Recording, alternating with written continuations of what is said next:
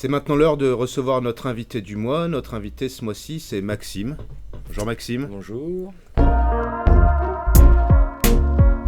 On reçoit Maxime, qu'on a beaucoup vu à Démo qui dénote, mais on se connaît pas de là. Maxime, on se connaît depuis un bout de temps. Moi, je t'ai vu jouer dans plusieurs formations musicales.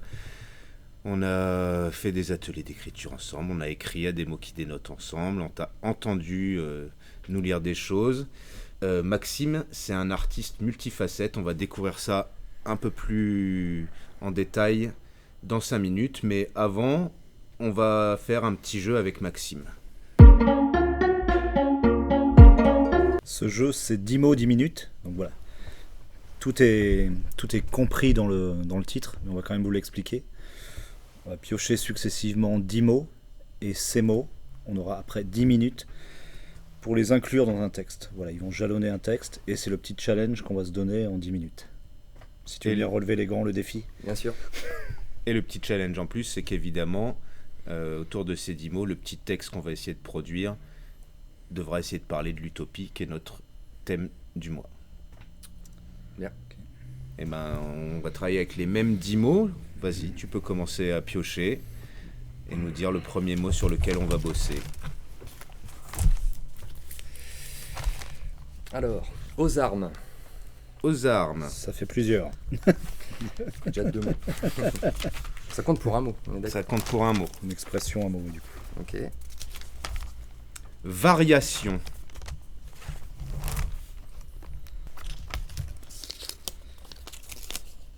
Diagnostic. D'actualité. Vas-y, Max. Ok.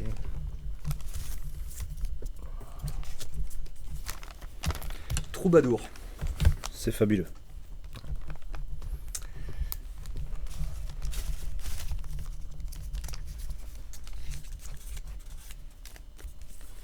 Projecteur.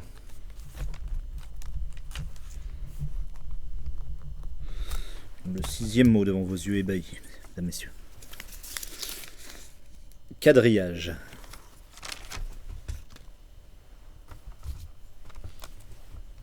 Ok. OVNI. Comme par OVNI.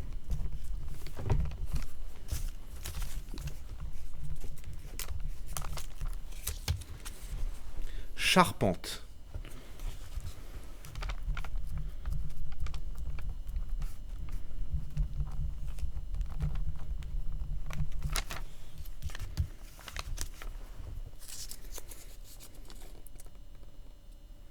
Jingle.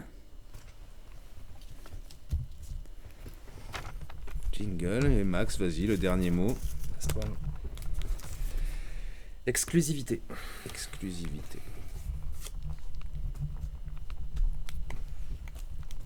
On va se prendre 10 minutes hors antenne. On revient dans 10 minutes avec 3 textes, un chacun, avec les mots aux armes, variation, diagnostic, troubadour, projecteur, quadrillage, ovni, charpente, jingle et exclusivité. Oui. À tout de suite. Donc on va découvrir le fruit des textes voilà, suite à cette consigne, contrainte, règle du jeu en écriture. Tu nous proposes un petit tirage au sort, c'est ça Mathieu ? Un petit tirage au sort. Max, à toi l'honneur. On a 3 mots. Le mot le plus proche du début de l'alphabet, il sera le premier à lire et... Transatlantique. Froissement, pardon. Intervention. Donc ça va être Julien, Ok. moi, et puis toi, D'accord. Max. Ok, c'est parti. On écoute Julien sur 10 mots, 10 minutes. Ladies and gentlemen, en exclusivité ce soir dans votre ville, le groupe Fabulous Troubadours. Ils brilleront de 1000 feux sous les projecteurs. Une variation de chansons engagées et dégagées autour de l'utopie. Des ovnis musicaux qui dérouilleront vos muscles et vos cerveaux. Des textes bien charpentés, des rimes au millimètre, quadrillées. Un diagnostic acerbe posé sur nos mots modernes. On les retrouve tout de suite après ce jingle inspiré de la jungle urbaine. Laissons-nous partir en vrille dans nos plus beaux parcs. Préférons le rire aux armes, citoyens.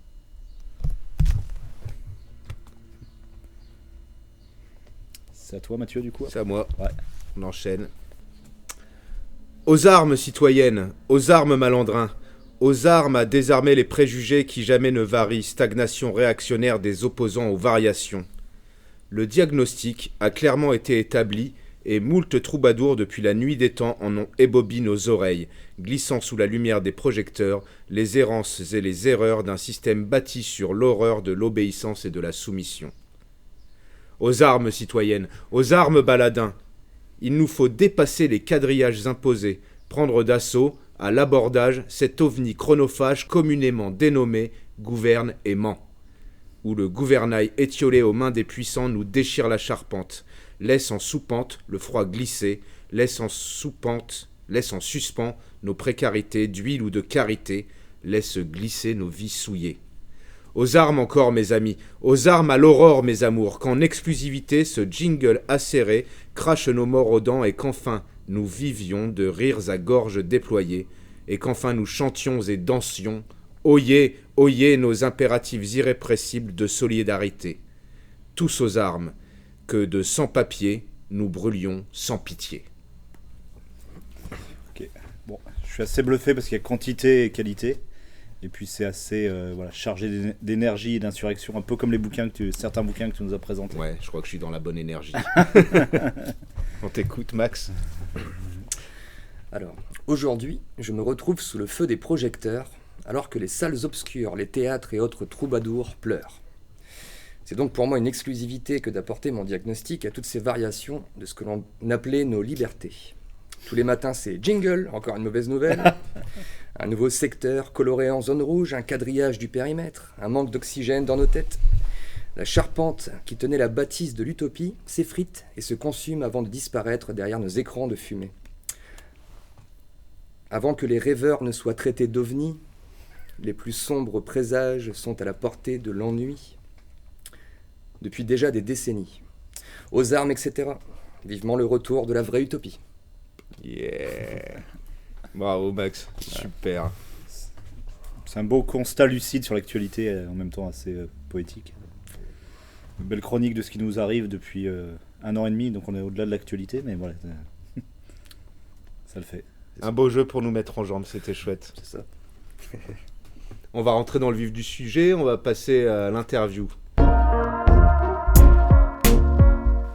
Alors Max, je le disais un peu en introduction, t'es un peu un artiste multifacette. Ce qu'on aimerait du coup, c'est que tu nous parles un petit peu de tes approches artistiques. Je disais, moi je t'ai vu jouer dans plusieurs formations différentes, de plusieurs instruments différents, et j'ai toujours trouvé que t'avais un verbe assez honnête, direct et franc, ça m'a toujours plu.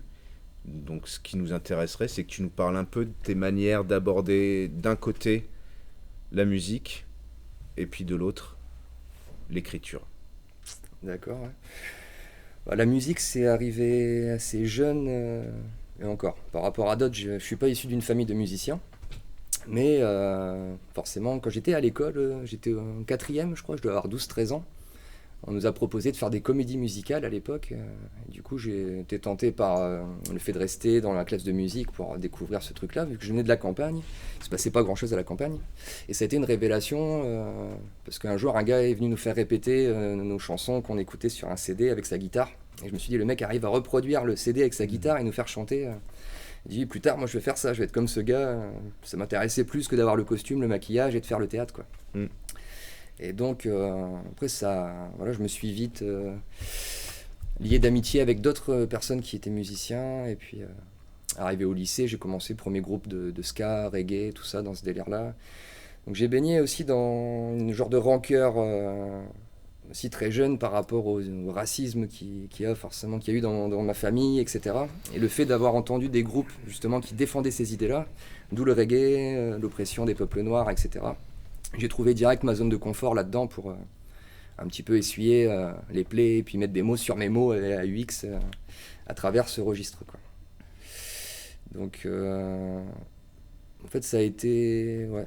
L'écriture est arrivée en même temps que la composition. C'était juste un exercice de création, que ce soit avec un instrument ou avec les mots. la finalité était la même de créer quelque chose de nouveau au bout d'un moment. Alors pourquoi, j'en savais rien à l'époque.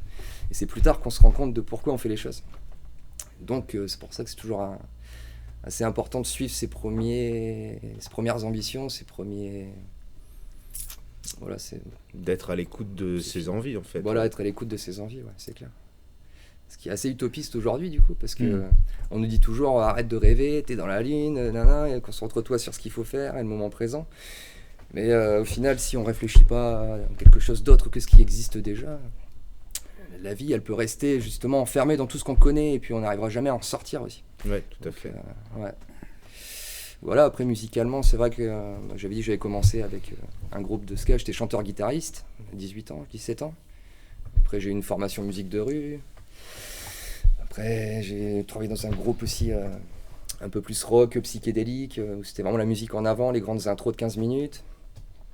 Après voilà, j'ai eu du rap, de la chanson française, des différentes expériences et tout ça. Et aujourd'hui, voilà, encore parti sur le reggae, back to the roots, c'est un peu retour aux racines, 10 ans plus tard. Et du coup, c'est cool parce que ça m'a jamais quitté. Et puis aujourd'hui, je suis dans la faculté de pouvoir enseigner aussi tout ce que j'ai appris à la nouvelle génération. La boucle est déjà un peu bouclée, mais donc ouais.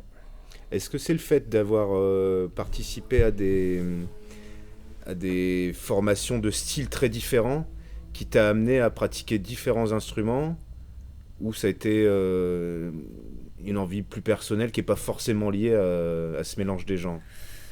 Je crois que le fait de ne jamais avoir été à l'école de musique et d'avoir un instrument attitré ou des cours, ou des choses à devoir apprendre, ça m'a toujours laissé la porte ouverte à ne pas avoir de limite au niveau du test, au niveau des instruments. Par exemple, j'ai acheté une trompette alors que je savais pas du tout en jouer, mais parce que j'aime le son, que je me suis dit pourquoi pas, comme je savais pas faire de guitare, j'ai réussi à en faire. Et en fait, c'est encore aujourd'hui une liberté que je m'octroie de trouver un instrument sur un marché ou une brocante et puis de me dire allez c'est parti, je m'y mets, parce que de toute façon c'est juste l'amour de la musique, des fréquences, des vibrations, j'en sais rien, c'est plus que le fait de vouloir maîtriser à 100% un objet et puis de gagner ma vie avec ça. C'est vraiment ce que ça apporte, l'effet global, quoi. Il y a une idée, tu disais tout à l'heure qu'on nous dit de se projeter, de construire un avenir et compagnie, et tu parlais du moment présent. Je pense qu'il y a ça, c'est-à-dire que dans la pratique musicale en général, moi je le sais pour répéter dans certains groupes, quand tu es dans le moment de la répétition ou dans le moment de la scène, tu es tout entier au moment présent. Et ta pratique musicale, en tout cas ce que tu nous en dis, ça a l'air de ressembler un peu à ça. Ouais, c'est sûr, on transcende un peu le moment. Et bon, les styles de musique, ça dépend, comment dire. Par exemple, une répétition, quand on joue du reggae, on sait que c'est une musique où les peuples arrivent à exprimer un peu leur souffrance, etc. Il y a comme une justice qui est en train d'être faite par rapport à la puissance du son qu'on envoie et des messages qu'on distribue au public.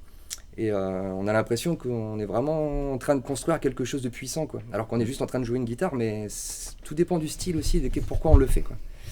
Et donc à ce moment-là, c'est vrai que ça devient assez mystique, l'ampleur du pouvoir que la musique peut procurer, quoi. Après, c'est clair qu'aujourd'hui, c'est avec le contexte, faire de la musique chez soi avec un ordinateur, j'ai essayé là pendant 10 ans, c'est assez limite, quoi. Je pense que en tout cas pour moi qui ai toujours été habitué à travailler en groupe, je pense que le jeu collectif, il est quand même bien plus fun que le truc solo chez soi. Ouais, il y a un côté vecteur social. Ouais, voilà, clairement. Parce qu'aujourd'hui, les artistes qui essaient de s'en sortir en faisant des vidéos sur YouTube ou des conférences ou faire un concert devant une caméra sans public, c'est il y a comme un vide, il y a une genre de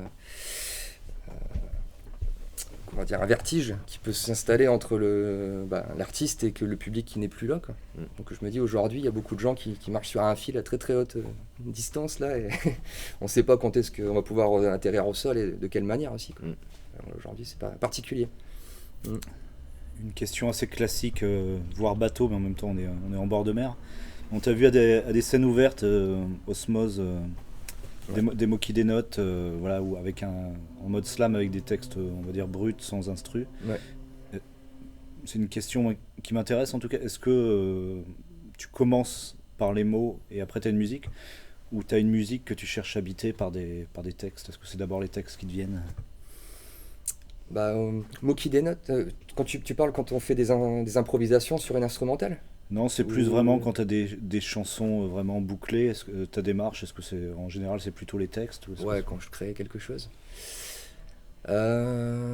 Souvent j'ai un petit air Hmm. en tête plutôt la musique du coup? qui Ouais. arrive, et de là, de ce petit air, ça fredonne quelque chose, et par le chant des oiseaux, je pense qu'il y a un truc assez mystique, au niveau de la syllabe, ou je sais pas comment on appelle ça, la phonétique, ce travail à devenir des formes, des lettres, qui deviennent des mots, quoi. Mais vraiment, à la base, ça part d'un air, un petit air, un son, qui ensuite se dessine à travers des mots, qui deviennent des phrases, et font des chansons, des couplets, des refrains, ouais. D'accord. Ça part beaucoup là-dedans, quoi.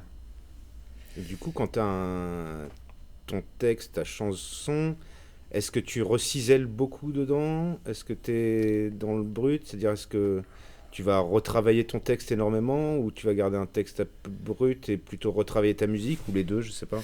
Ouais, ça c'est vraiment, ça dépend. Parfois je peux m'isoler dans un endroit spécial pour aller chercher une vibration particulière et aller découvrir un thème. Des fois je peux aller à la plage entre deux chalets et là j'ai envie de parler par exemple de la migration, de ce qu'on connaît ici, et là je suis besoin d'être dans le contexte. Et à ce moment-là, tout ce que je vais écrire, il faut vraiment impérativement que ça reste figé à cet endroit-là, quoi. Et là, je peux écrire un texte à ce moment-là sans toucher quoi que ce soit parce que je me dis que tous les mots sont importants parce qu'ils ont été écrits dans ce contexte. Et que quand je reprends le même texte mais que je vais dans une autre pièce, je suis sorti de mon contexte et là ça me dérange pas de raturer, de rechercher justement, de retrouver cet équilibre que j'avais dans l'écosystème du texte que j'ai créé, quoi. À l'endroit où est-ce qu'il est né en fait à la Ouais, il base. y a une idée de mise en situation pour voir comment est-ce qu'il affronte d'autres. Ouais, d'autres contextes, ouais. Ouais, Enfin, d'accord. d'autres endroits. Mais globalement aujourd'hui j'en suis arrivé à un truc où je suis tout le temps, j'ai du mal à être satisfait, j'ai toujours besoin voilà, je suis toujours dans l'inachevé aussi, on me force à finir mes phrases souvent parce que bon, je peux y annoncer une idée et partir sur autre chose. Et il y a quelque chose qui, j'ai lu pas mal de livres sur les alchimistes et tout ça. Il disait qu'il faut, il y a une petite citation qui est assez marrante, c'est l'homme est à la fois le marbre et le sculpteur. Ça veut dire qu'en fait on a la matière, mais du coup on peut aussi la tailler pour en faire quelque chose de beau, de lumineux à la fin, quoi. Et du coup il faut épurer au max. Et aujourd'hui je me permets aussi d'aller raturer, d'aller chercher que l'essentiel, d'arrêter les fioritures pour en faire en sorte que vraiment le principal ressorte, quoi. Ouais, le message principal du texte Ouais. soit pas enfoui sous trop de détails ou sous trop de. C'est ça. Et à contrariori, il y a des moments qui sont super sympas, comme quand on s'amuse lors des mots qui dénotent ou autre chose, à essayer de faire des cadavres exquis. Où en fait, toutes nos ratures, elles sont super importantes parce que de là, tu as le deuxième message subliminal, comme presque des fois, c'est la face cachée de l'iceberg, qui en dit beaucoup plus sur ce qu'on avait imaginé pouvoir projeter. En fait, dans nos ratures, il y a quand même. Il y a ce yang peut-être, j'en sais rien, Ouais, mais tout à qui fait. existe, et nos fautes, elles nous permettent aussi peut-être d'accéder à un moment donné à une justesse. Je suis assez d'accord là-dessus. Ouais. Moi, ça m'arrive souvent de terminer un texte en note et de pas être forcément hyper satisfait, puis de le laisser de côté, puis de revenir dessus 2 jours après, puis de me dire, mais en fait, si, je suis dans la vérité, Ouais, je j'ai c'est pas ça. besoin de tant changer que ça, parce que on touche à des vérités qu'on n'aurait peut-être pas dit de manière... Qui témoigne d'un instant en tout cas, ouais, Ouais, tout à fait. où on l'a écrit. Ouais. Mhm. Et l'intérêt du live, de la scène par rapport au CD, on aurait dit au siècle dernier qui fige les choses. En live, en concert, tu peux voilà, réinvestir, modifier des morceaux et tenter d'autres choses. Ouais. Alors le live ultra carré, quand un concert est préparé, qu'il y a les loges, ceci, cela, le public qui attend, qui a payé son entrée et tout.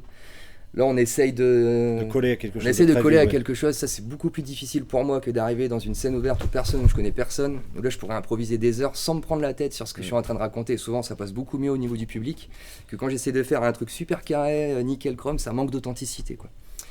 Et forcément, puis la pression, le stress, tout le machin, ça fait que c'est de très bons exercices de pouvoir s'entraîner dans des lieux complètement neutres à ce genre d'improvisation où personne te connaît, en fait, sur des thèmes X ou Y.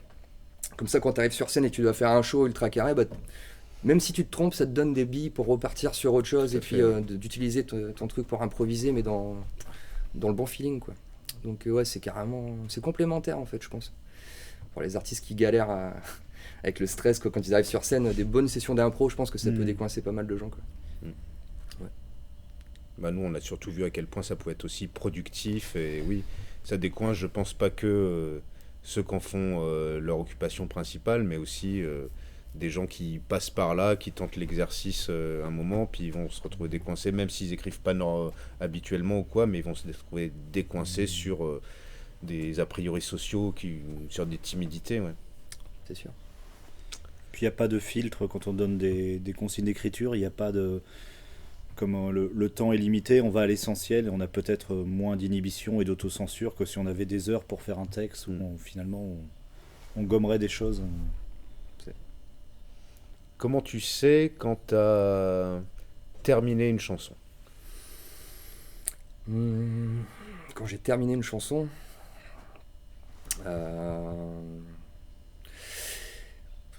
j'en sais rien.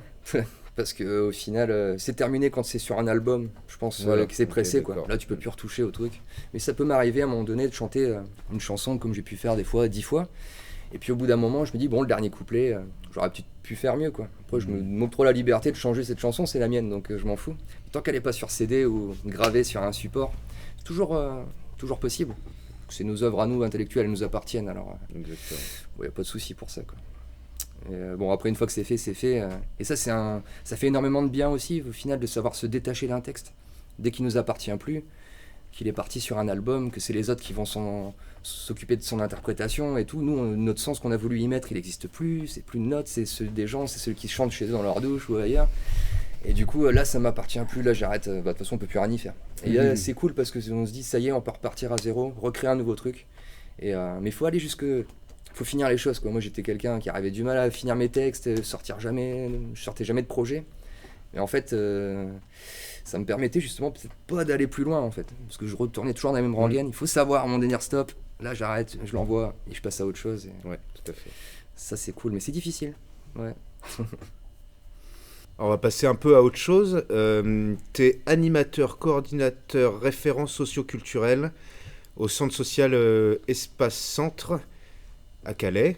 Donc tu t'occupes de pas mal de choses et nous ce qui nous intéresserait c'est de savoir un peu comment tu fais rentrer ton parcours dont on vient de parler, tes influences musicales et d'écriture dans tes pratiques professionnelles. Yes. Là j'ai la chance que dans cette association-là, qui n'est plus vraiment un centre social du coup aujourd'hui parce qu'il y a beaucoup de déclinaisons, un accueil collectif mineur, un espace de vie sociale dans les quartiers, etc. Donc en fait il y a un multi-panel, on est aussi agréé éducation populaire, etc. Donc il y a un petit studio d'enregistrement qui s'appelle Espace Prod, c'était un projet donc, d'un jeune qui était en études, c'était un projet d'études en fait de réaliser un studio dans une asso. Et donc, ce gars aujourd'hui, il réussit à vivre de sa musique, etc. Donc moi, j'ai repris en fait ce studio où il en était arrivé. Et maintenant, c'est à moi de le faire vivre et d'amener aussi donc des gens, des jeunes, surtout des quartiers qu'on appelle prioritaires ou qui sont en phase de l'être, avec un tarif, on va dire, dérisoire ou sur des projets vraiment spécifiques au niveau solidaire, culturel, etc. Et donc, ça fonctionne bien. Enfin, il y a beaucoup de jeunes en fait qui n'ont plus que ça, surtout en ce moment en fait, de pouvoir s'exprimer à travers la musique, de pouvoir enregistrer quelques mots, tout ça, de pouvoir sortir leur petit clip. C'est vraiment une chance assez sympathique qu'ils ont. Après donc j'ai aussi la chance de travailler aussi dans la ludothèque, qui est un espace pour des jeux de société, où en fait on peut transformer la salle en cours de pour donner des cours de guitare. J'utilise le petit looper où j'apprends aux gamins d'enregistrer des sons dans la petite boîte à musique, et puis on a des grandes caisses de percussion avec lesquelles on s'amuse à buffer, etc. Et en fait, je me rends compte que il y a des jeunes qui sont vraiment très attirés par la musique, etc. Mais que chez eux, c'est toujours pas évident d'avoir un bon instrument. Souvent, les parents dans les quartiers n'ont pas trop d'argent pour acheter une guitare, un piano et tout. Et en fait, dès qu'on leur met dans les mains, c'est tout... ils restent accrochés à ce truc-là, quoi. Et puis je me vois un peu moi quand j'étais jeune, en fait, à l'époque, quand on m'a permis de faire un truc que je découvrais. En fait, j'essaie vraiment de rendre ce qu'on m'a donné, quoi. C'est d'ouvrir un espace, de le mettre à disposition, de pouvoir accompagner justement les nouveaux là-dedans. Et puis ça rejoint un petit peu aussi le concept dans lequel j'ai créé l'association Osmose à l'époque, quand on a fusionné nos idées à partir de cette base-là. De permettre à chacun de pouvoir s'exprimer sur son talent, de partager sa passion et tout, simplement de découvrir un nouveau truc, quoi. Donc, voilà. On me donne carte blanche là-bas pour m'occuper du coup de ce secteur, et je trouve que c'est quand même une belle preuve de confiance qu'ils me font, et je pense que voilà, toutes les activités où j'ai mêlé musique et on va dire éducation, aujourd'hui c'est pas pour rien qu'on me donne des responsabilités à ce niveau-là. Voilà, je vais essayer d'en faire le mieux possible. Parce que bon. C'est bien parce que ça donne l'impression que tu touches ta propre utopie du bout du doigt et qu'en même temps t'accompagnes ces gamins à toucher la leur aussi, quoi. Ouais, c'est sûr. C'est clairement utopique, ouais, aujourd'hui, de se dire, allez, après-midi, je sais pas, après-midi guitare, après-midi percu, après-midi chant et tout. Alors que, bon, on a des masques sur la bouche. Genre, c'est presque interdit de chanter. Enfin, c'est quelque chose, c'est un ressenti qui dit, oh mon Dieu, je vais devoir parler fort, etc. Je vais devoir. Et donc là, les gamins, du coup, l'utopie, c'est un peu ça. C'est genre une réalité qui n'existe pas, quoi. Qui n'existe pas pour eux et qu'ils essayent de. Aujourd'hui, peut-être que de faire de la musique devient une réelle utopie aujourd'hui et qui sera demain une utopie réalisable, enfin réelle. Comme quoi, au final, tous ceux qui disaient les utopistes, etc., ça sert à rien. Enfin, vous vivez dans l'eau. Ça va être possible, je pense. Enfin, c'est possible de réaliser ses rêves, etc. Mais c'est drôle parce qu'on en revient à vouloir idéaliser un monde qui existait déjà, quoi, il y a 2 ans. Donc, bon, on essaie de garder le fil, enfin de maintenir un peu la vibes, quoi. Mais je vois, c'est pas évident. C'est pas évident. Les retours que tu as pas que des gamins, des populations avec qui tu travailles, c'est quoi? Le public majoritaire, on va dire, c'est vrai que c'est des gens qui n'ont pas forcément eu beaucoup d'accès justement à la culture. Et déjà, un peu comme le Chanel, quand... je pense qu'ici c'est monumental quand ils ouvrent les portes avec des spectacles gratuits pour tous ces gens qui ici, le quartier des Cailloux, il y a 8000 habitants je crois, quartier le plus pauvre de Calais à peu près, pas loin. Là d'un coup il se passe vraiment quelque chose, quoi, de chez eux de nouveau. Ça leur permet enfin de retrouver un peu cette âme d'enfant, de se remettre à rêver, à imaginer des trucs, à essayer de comprendre des choses qui ne sont pas compréhensibles. Au final on doit réfléchir, puis d'un coup ça explose et d'un coup c'est de la lumière et tout. Et je pense qu'en fait c'est beaucoup de gens comme ça qui n'ont pas du tout l'habitude de ces choses là, et que dès qu'on leur donne, dès qu'on leur offre un petit peu, pour eux c'est nouveau, c'est énorme. Alors que les habitués, les convaincus, etc. Aujourd'hui même ils sont devenus très élitistes, il faut que ce soit comme ci, comme ça et tout. Donc en fait c'est un public, je pense, qui n'a pas de mal à prendre, en fait, un mordre à l'hameçon, on va dire, de ce truc-là. Et ils sont volontaires aussi. Ouais, moins exigeants et tout. Du coup, c'est super cool. Ouais. On pense toujours que c'est des gens qui n'y connaissent rien et du coup, ils sont pas intéressants. Mais par contre, eux, ils savent s'intéresser, quoi. Ouais. Génial. Voilà. Quelques mots sur l'utopie. Qu'est-ce que ça représente pour toi, l'utopie ? Ouais, du coup j'en avais déjà abordé un petit peu, hein, le thème on tourne un peu autour du pot. Dans les différentes réflexions, mais l'utopie aujourd'hui, elle est vue, c'est péjoratif. À chaque époque, l'utopie, elle a une nouvelle définition, c'est ça qui est assez particulier, quoi. Aujourd'hui, on dit d'un gars qu'il est utopiste, je sais pas, c'est genre en mode tu rêves, quoi. C'est genre arrête de planer, alors que au final, moi je pense au pouvoir de l'utopie collective, qui a un énorme pouvoir au final, qui est sous-estimé, je pense, encore à l'heure actuelle, parce qu'on s'en aperçoit pas, mais on parlait des nuits debout tout à l'heure, par exemple. On était là, on se réunissait pour réfléchir à un monde meilleur. Et de toutes ces petites personnes, je crois, je sais plus, à une époque on était en moyenne 40-45, je pense que sur ces 40-45, si mes souvenirs sont bons, il y en a déjà au moins une bonne dizaine que je connais encore aujourd'hui qui ont réussi à aboutir à toutes leurs utopies d'il y a 5 ans, quoi. Donc en fait... est-ce que c'était parce qu'on était ensemble? Est-ce que c'était parce qu'il y avait un moment de crise aussi?